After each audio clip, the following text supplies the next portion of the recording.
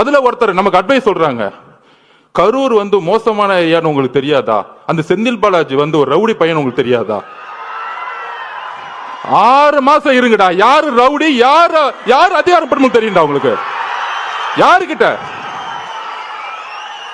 30 நாள் அண்ணன் அமைதியா இருக்கான்னு பார்த்துட்டு இருக்கீங்களா?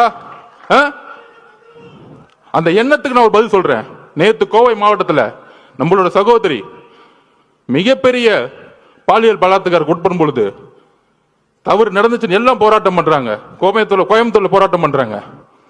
அதுக்கு உடனே திமுக ஆதரவாளர்கள், அந்த பொண்ணு ஏன் 11 மணிக்கு அங்க போச்சு? அறிவு இல்லையாடா திமுக காரங்களுக்கும்? அறிவு இல்ல? நீங்க எல்லாம் பெண் குழந்தைங்க பெற்றிருக்கீங்களா இல்லையா? உங்களுக்கு அறிவு இருக்கா இல்லையா?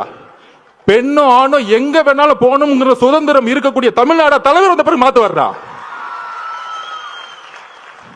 அந்த மாதிரி தான் திமுக வாடகை வாய்கள் நமக்கு அட்வைஸ் பண்றாங்க. ஏன் கரூர் போனாங்க? திருட்டு பசங்களை பத்தி பேசாம அட்வைஸ் பண்ணிட்டு இருக்காங்க. என்ன அரசியல் இது?